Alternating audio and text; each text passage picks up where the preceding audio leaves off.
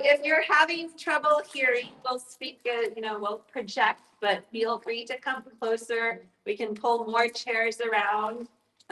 So I'd like to welcome again Allison Ray Benavides to our conversation tonight.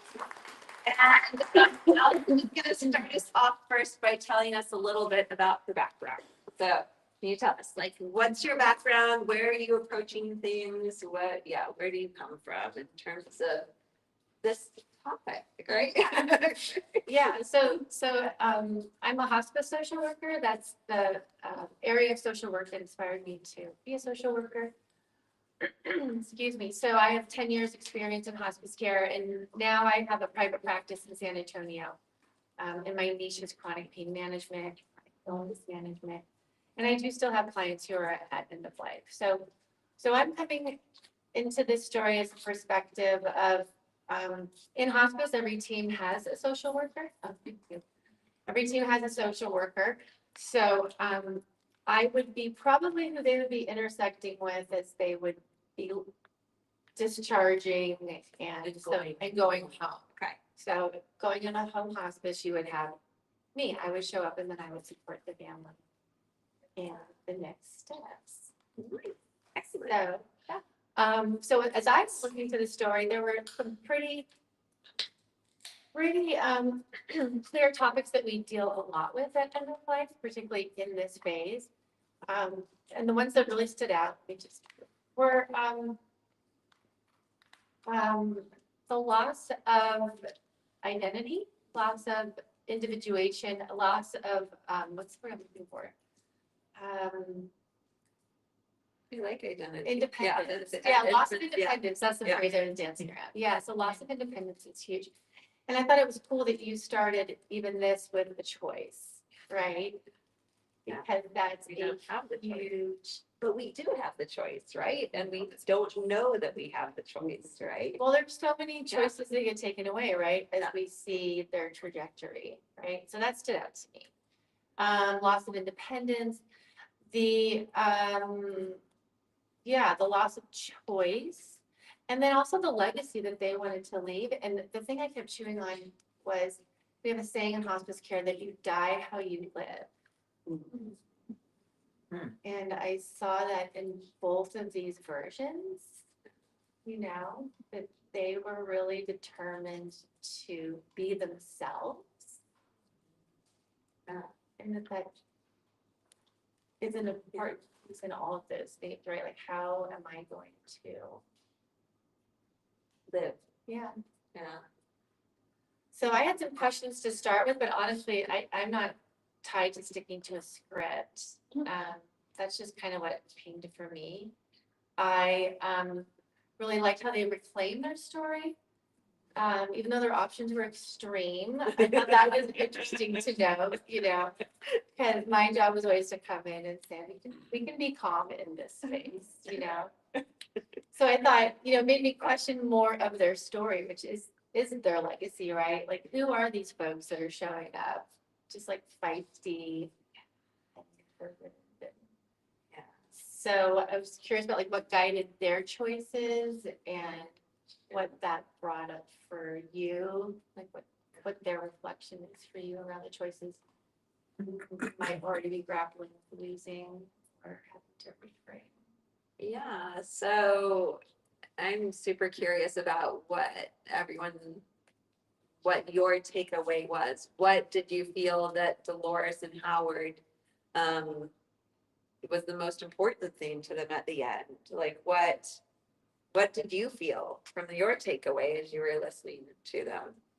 They want to be together. They want to be together. Yeah. That's the most important. Yeah. And they should be. Yeah. Mm-hmm.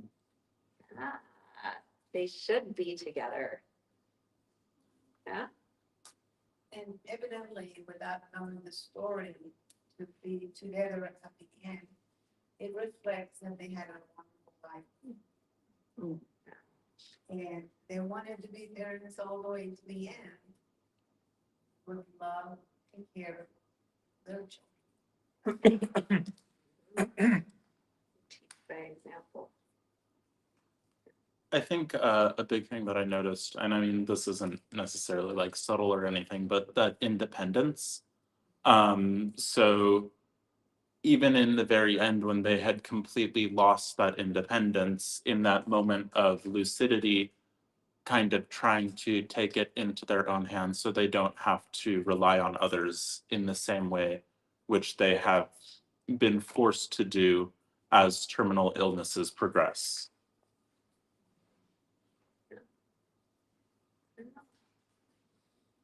I think it's a real interesting play between independence and respect. Respect and Respect so for each other, not for just themselves. Dolores and Howard respecting each other, respecting themselves, respecting the kids.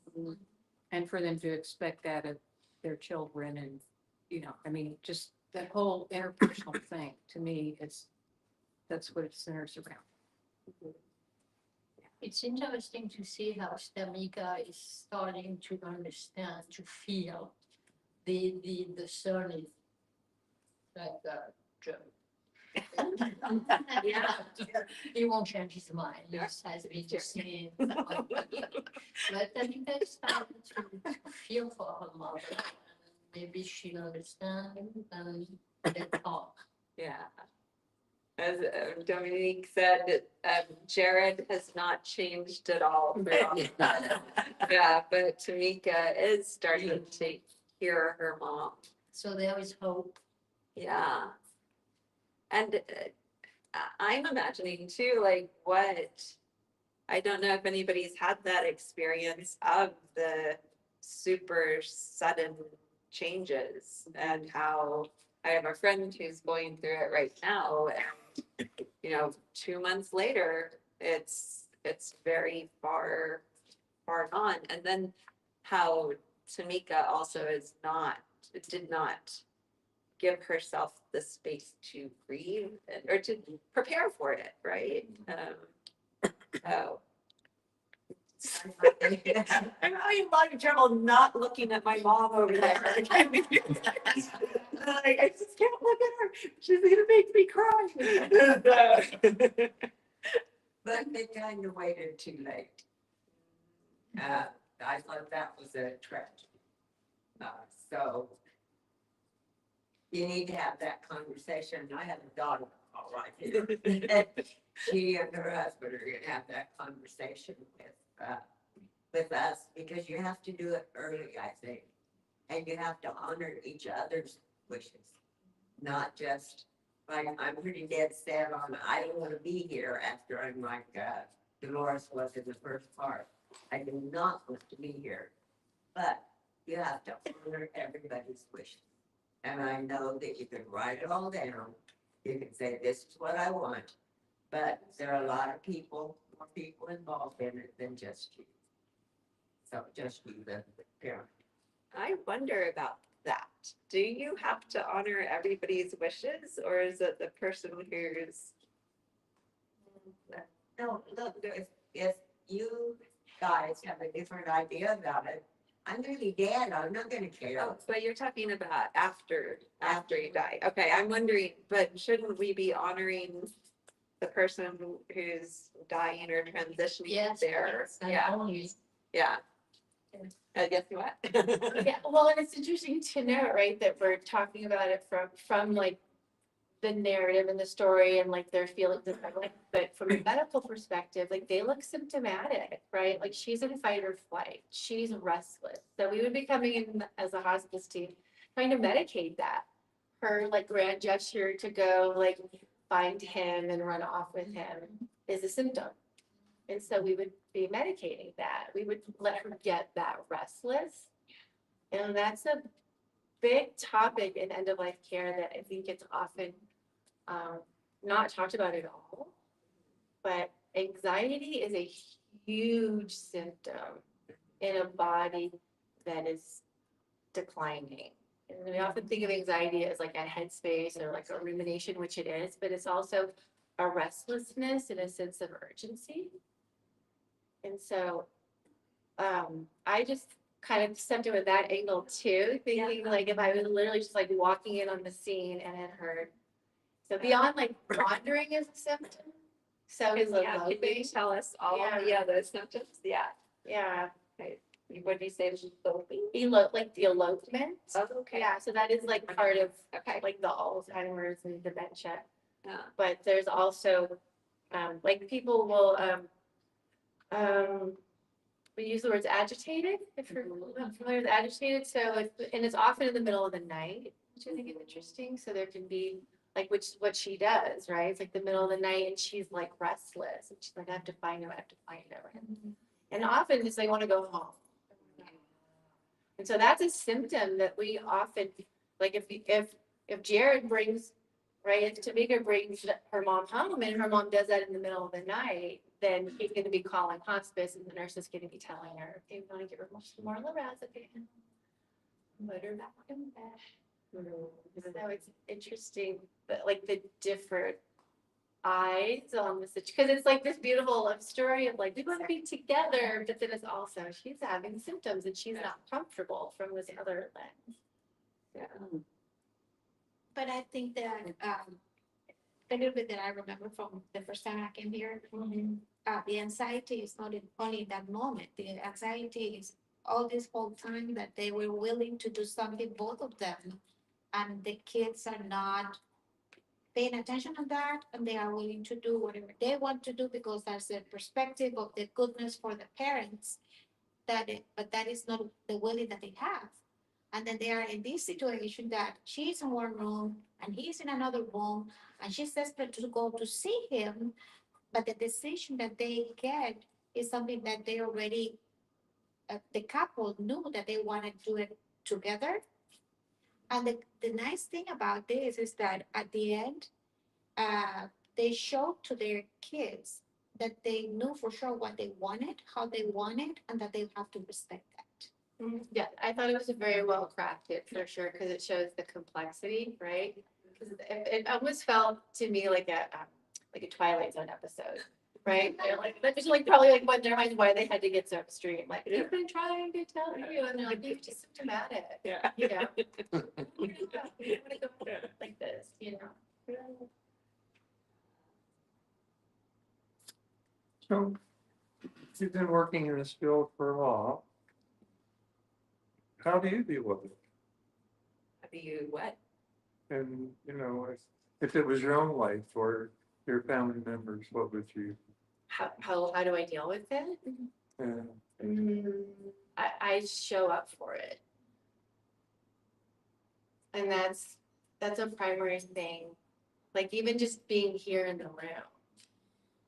And I would always tell my families, like, I am not here to judge the people who aren't in the room. Life is complicated. I'm stepping in this phase of your life. It's really intimate. People have all their reasons. I'm just here to provide dignity for the folks who are in the room. But my goodness, I felt so blessed to be in the room with the people I was in the room with, because we all have complicated lives, you know? And it can be obviously scary and unknown and overwhelming.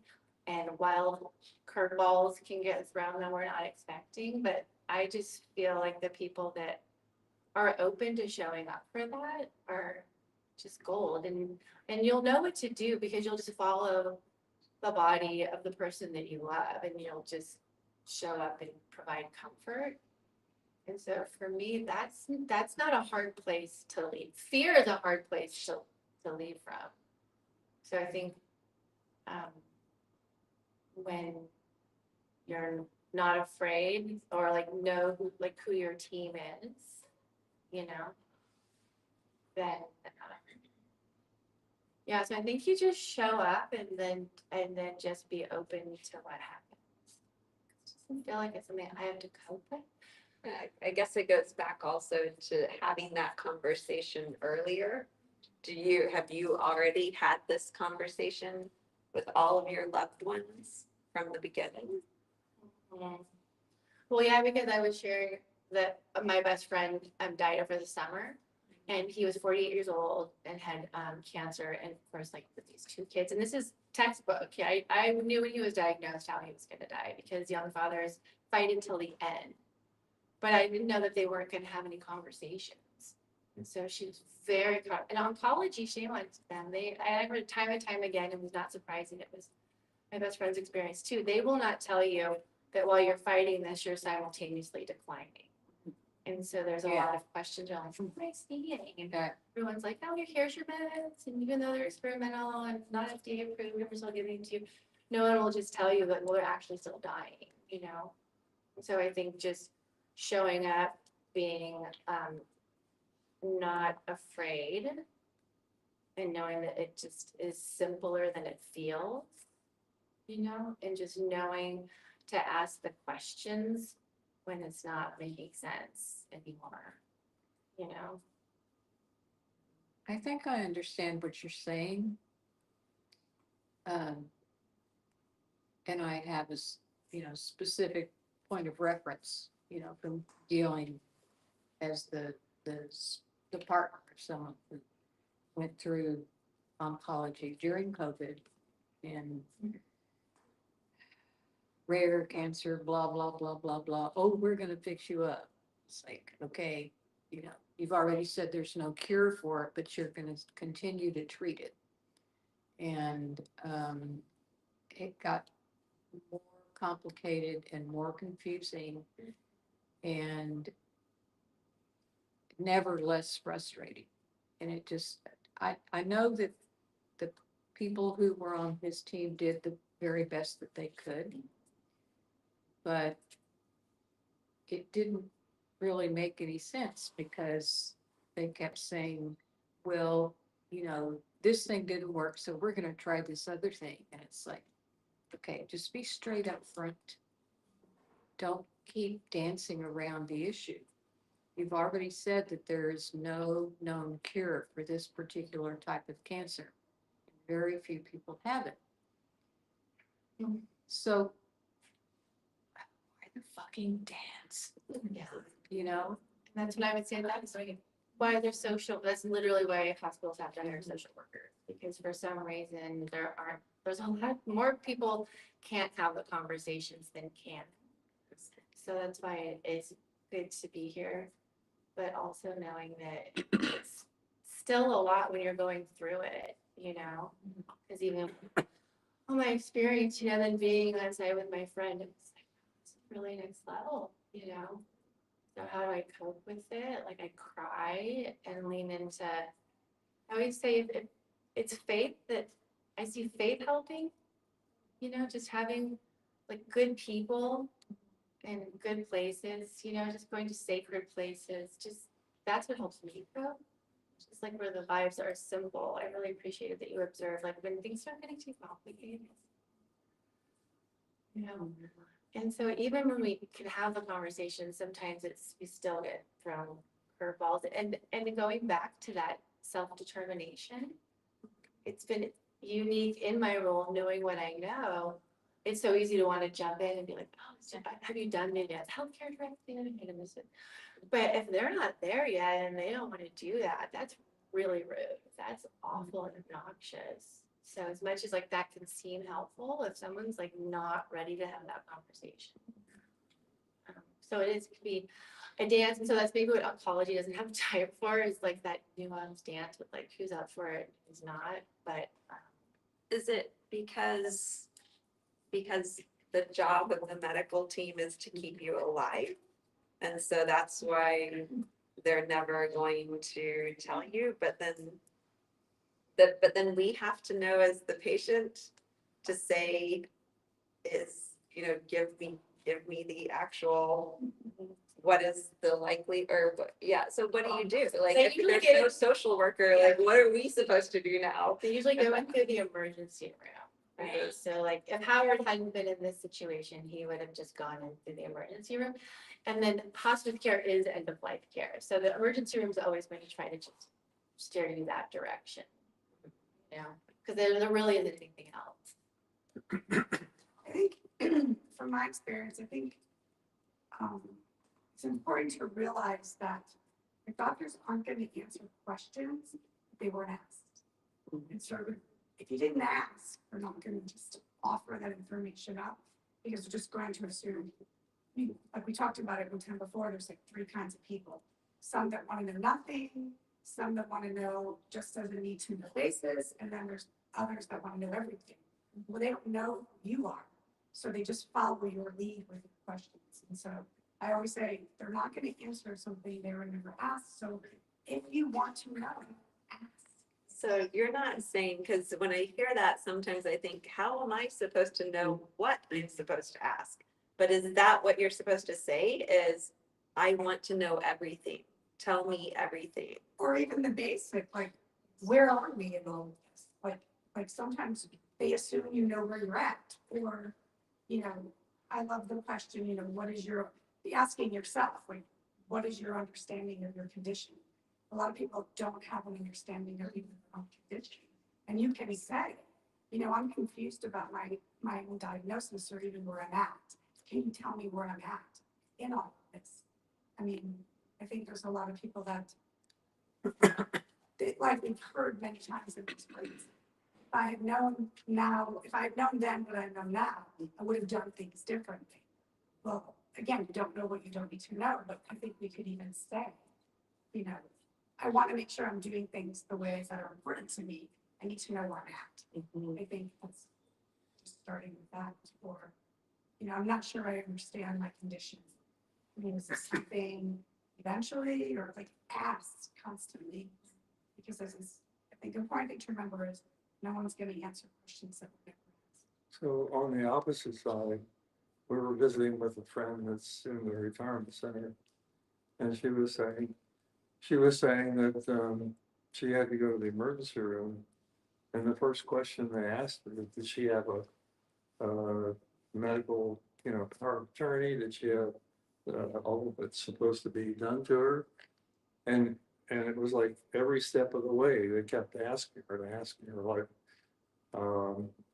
okay, if you don't want anything, let us know, you know, like, so instead of trying to say things like, okay, we can do this, we can do that, it was like, okay, what can we do to help you? Or what can we do to, so that we don't want to overdo anything, I guess what I'm trying to say.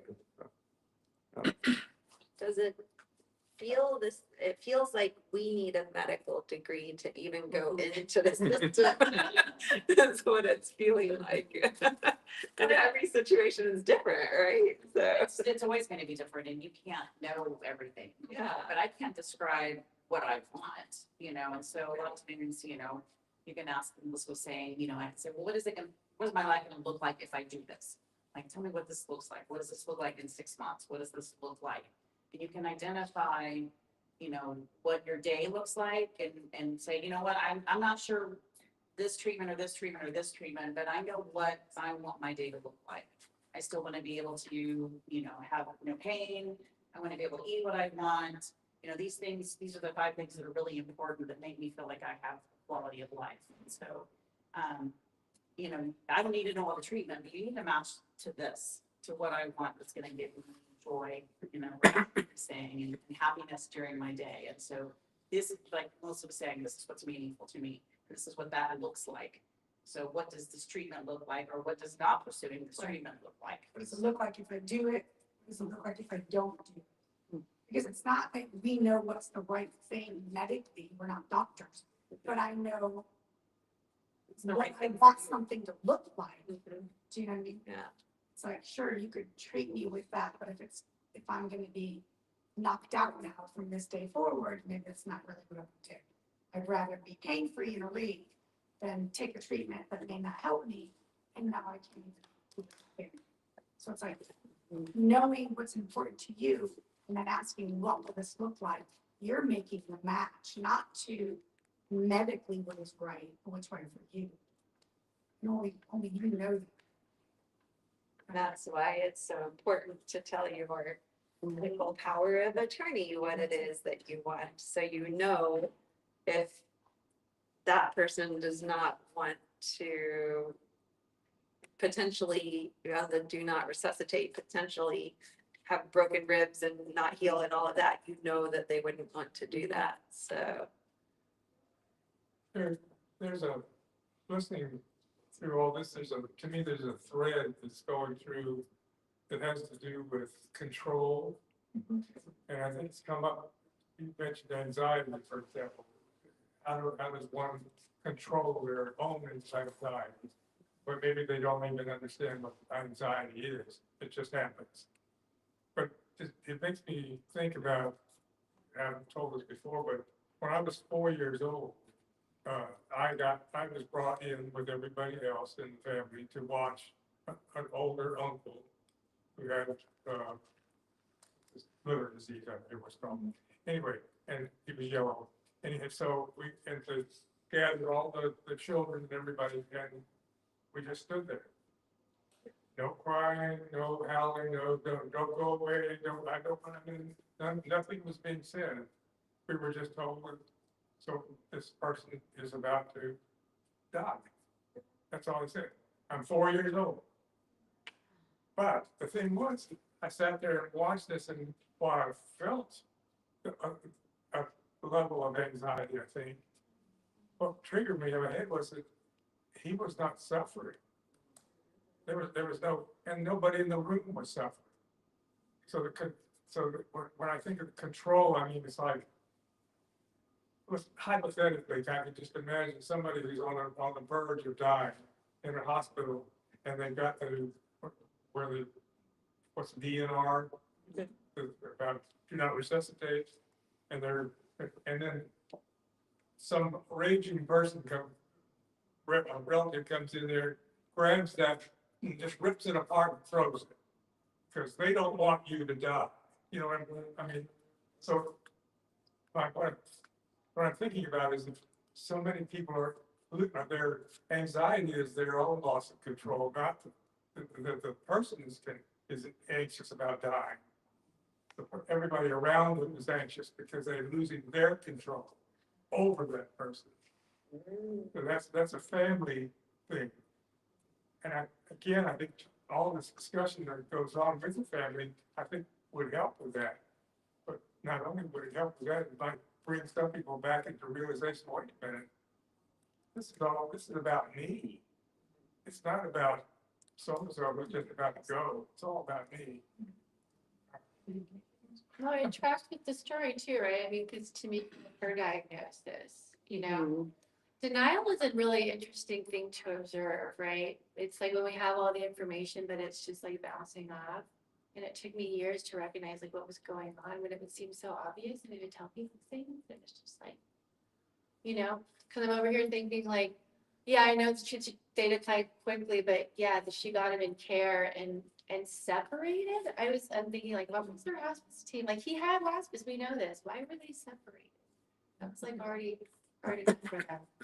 But Tamika probably had some blind spots, right? Because she had just been confronted with her own mortality. And they scan the brains of people in contemplation of their mortality, and they can literally find the place where our brains we don't know what to make of it. And so sometimes in that space we see strange things, which is why I think it's so profound in the simplicity that we just show up for what is, because sometimes it does get different or weird or doesn't make sense. But what tends to be the most supportive in those moments is just space and presence, because our brains are literally going like, and anxiety is the body telling you you're going to die. That's literally what the danger signal is, right? So that all of that would be heightened in that phase is huge. So it's very well crafted. I was very impressed with the story you wrote. It really hit really key themes of just the legacy we want to leave and who we are. Not going to go down without They're not gonna. I'm not going to go down without Well, each you other. definitely feel anxiety writing it, so, yeah. So I have a question to kind of pose to everything, everyone. I feel like through this whole listening process, one thing, and the discussions of mortality and choice, one thing that I've kind of thought about is how we're kind of in a unique position and time frame where it seems like this wouldn't really be a conversation which would be being had before. I think I'm clearly the youngest person here, but everyone else's generation has very much lived through the first phase of when we had medicine that was strong enough and powerful enough to keep people alive past the point where they naturally would be kept alive. And in that, we have a lot of people who have witnessed the kind of horrors that go along with the wonders of modern medicine. So do you think that the culture has changed around the talk of death and the talk of taking choice into your own hands due to recent innovations which have kind of prolonged it? I think what part of that is that it has changed, but I think part of it has to do with, we're more in tune with what self-awareness means. Once we can get past the veil of, I'm not the only one on the block, you know, so that, and I can be aware of myself, and I can then be helpful or be energetic with somebody else. So I think that whole dynamic, I think, has kind of come up from where you're talking about back in the old days. Yeah. I mean, in my growing up, we never talked about anything. I mean, we just played. I mean,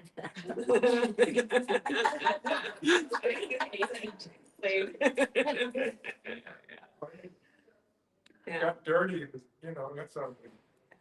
Yeah. House. I think to respond to your question, which is a great question, I think we have to talk about it more, because I think medicine is finding ways to keep us alive longer, but it's not pretty. So I think that's where we decide, when is it no longer pretty, or when is it no longer quality, you know, when is it no longer comfortable, you know, what is no longer acceptable? Like, I'm willing to do something to this point, but at what point am I then gonna say no more? And medicine's just gonna keep going as long as it can. But we have to decide when no more is. And so I think it's important, because we can keep people alive longer, and it's not such quality of life, that we figure out what that means to us now, so that it's not so much about knowing what the right procedure or medicine or, you know, treatment is. We can't know that all. You just have to know what's not right for you and stuff. And so that's why it's important to have these conversations, because it can become out of our hands. And all of a sudden, you're not making decisions, and they're being made for you. I mean, I just spoke to my sister the other day, and a good friend of hers passed away, and she stopped dialysis. And I said, were they able to bring her home? And she was like, no. She wanted to be home, but she was waiting for everyone she expected for everyone to tell her, you know, when she could go. And it was like, the second you said, I don't want to do this anymore, go home. But, you know, you have to take that lead at some point. And, you know, and it was confusing, because they even wanted to take her to the Christopher Hospital. Christopher House said she's not that actively dying yet, and yet she died in 24 hours. So it's not, you don't have to wait for other people to tell you. If you're ready, Now I'm at 30, I'm the library, focus on 30 minutes. stop. Your full shut down in 20 minutes. Uh-oh. My oldest patient was 110. There's that control. Yeah, just to speak to that point, I had a patient that was 110, I had another patient that was 109, and it was stressful. Their kids were 80. Their kids were like, where's the no, seriously, right? Like, I worked for their retirement decades ago. And, you know, I mean, so it's not very well thought out.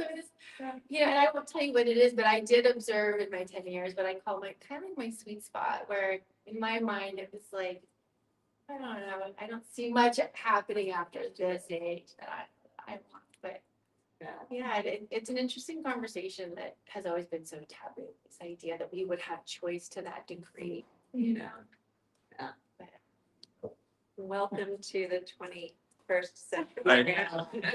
I know that it's interesting seeing this conversation being had among the older generation, because I definitely see a lot among the younger generation going, yeah, actually, we're fine at a certain point. For me personally, I think like past 80 I'm okay. I'm okay. That's a great age. Say that now. Yeah.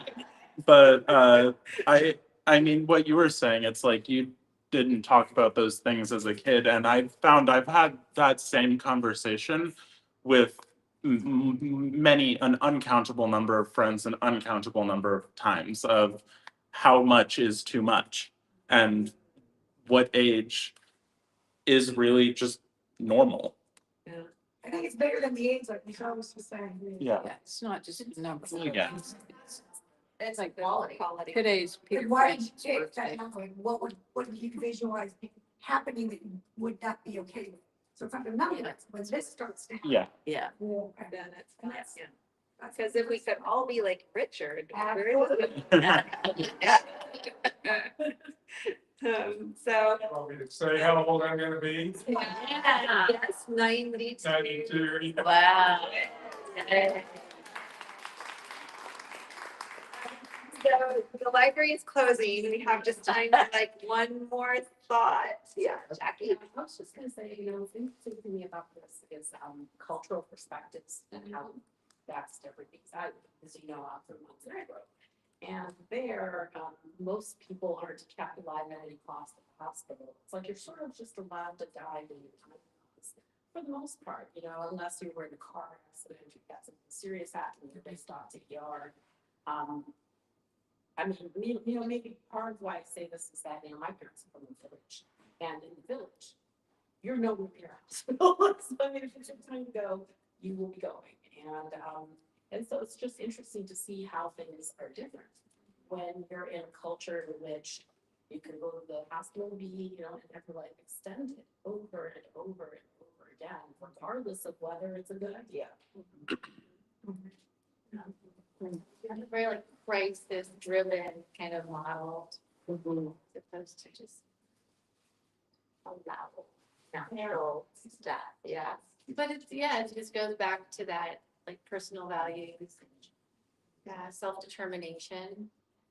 Right. But what's interesting is like, you know, where I'm from, that's not even an issue. I mean, nobody's talking about that. Right? Since you're gonna go, then you're gonna go. Right. You're supposed to be. Right. Yeah. I think that from my perspective, I like this generation. Yeah. I have to talk to my son. I have only one kid, and he knows exactly what I want. Yeah. How I want it. I see that he's going to respect that. But if we talk openly about this subject, about me, but like I was telling you guys the first time that I came, I have my mother that's gonna be 97 maybe, and she's well cared at home, in her home.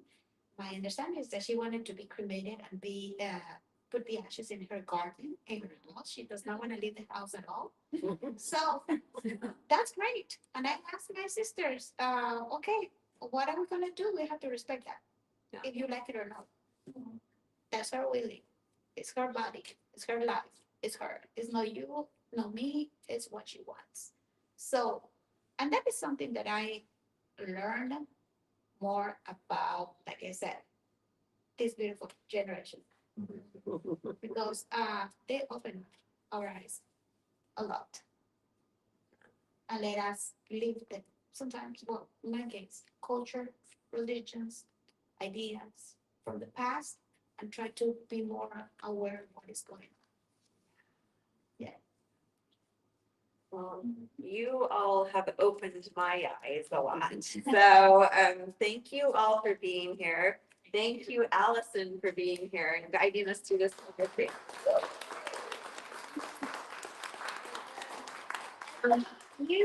Yeah.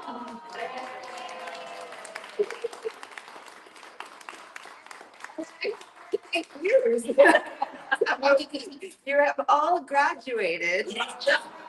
You are the listening club ambassadors, the kicking the bucket ambassadors. So I want each of you to have a little thing. So you'll get the joke because of all of the Shakespeare references. Some rosemary on here.